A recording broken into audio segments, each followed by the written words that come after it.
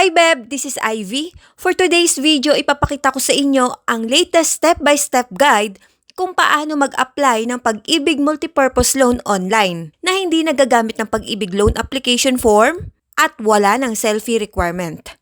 So purely online process lang ang gagawin natin sa virtual Pag-ibig account. If you are interested na malaman kung paano ito gawin, please keep watching until the end of this video. Kung bago ka pa lang sa channel ko, I invite you to please do like, share, comment, and subscribe to my channel.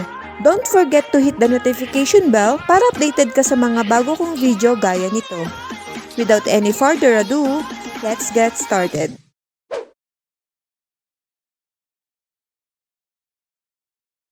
All you have to do is go to Pag-ibig Fund website, then select Members. Click Virtual Pag-ibig. Kung wala ka pang Virtual Pag-ibig account, click Create Account. Hanapin nyo na lang po sa iba kong video kung paano gumawa ng virtual account.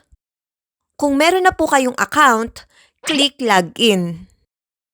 Another prompt message will appear. Just click Continue. Next, log in to your account. Enter your registered email address and password. Then, click Login. Once successful login, lalabas na ang homepage ng Virtual Pag-ibig Member Account. Proceed tayo dito sa Multipurpose Loan. Dito sa View, makikita mo ang status ng loan mo. At sa Apply naman, kung magpaprocess ka ng loan application. I-click muna natin ang View para makita kung ano ang status ng existing loan ng member. As you can see here, may outstanding balance pa ang member at balak niyang mag-reloan. Pwede naman pong mag-reloan basta naka 50% or more than 50% na ang nabayaran niya sa salary loan. Dito naman sa View Payments, makikita ang payment history. Ilagay lang kung anong year, halimbawa 2025. Then, click View Payments para lumabas yung mga hulog.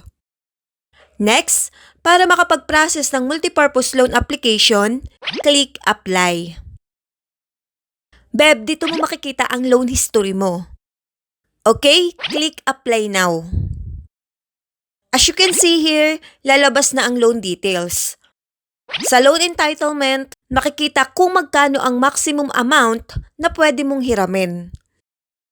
Makikita mo rin dito kung may existing loans ka pa at kung magkano ang balance. Sa desired loan amount, pwede mong iset kung magkano ang gusto mong i-loan. Basta hindi lalagpas ang maximum net proceed. Kung gusto mo naman ng maximum amount, i-tick mo lang itong maximum net proceeds para yun agad ang makuha mo.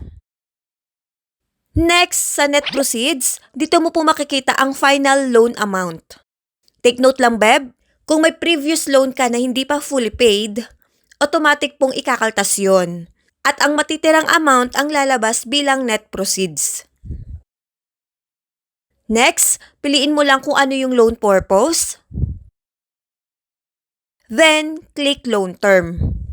Pwede kang mamili kung 1 year, 2 years, or 3 years kung gaano mo ito katagal gustong bayaran.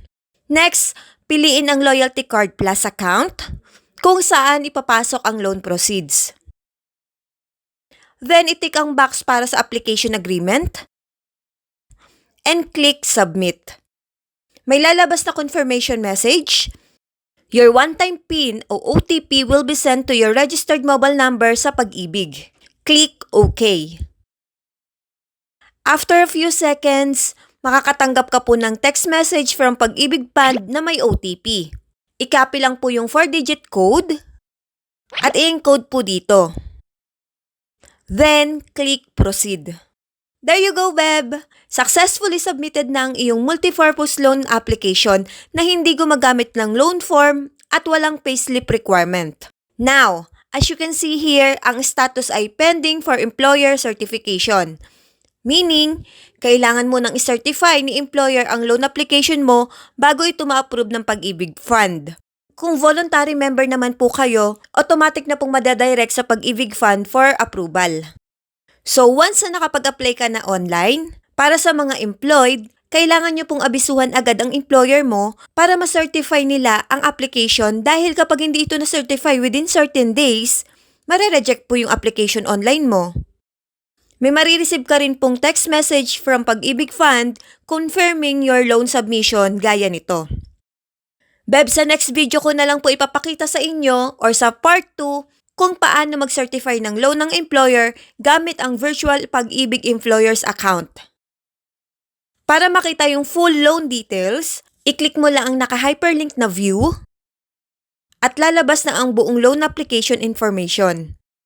Once na na-certify na ni employer, makakatanggap ka ulit ng text message from Pag-ibig Fund gaya nito. At ito naman po ang makikita mo sa virtual Pag-ibig account kapag certified and endorsed by employer to Pag-ibig for processing. Click View para makita ang updated loan details. So that's it for this video. Sana nakatulong sa inyo. Thank you so much sa wala nyo sawang pagsubaybay sa mga video ko. Please do not forget to like, share, comment, and subscribe to my channel. And hit the notification bell para updated kayo sa mga susunod kong uploads. Thank you and God bless everyone. Follow for more.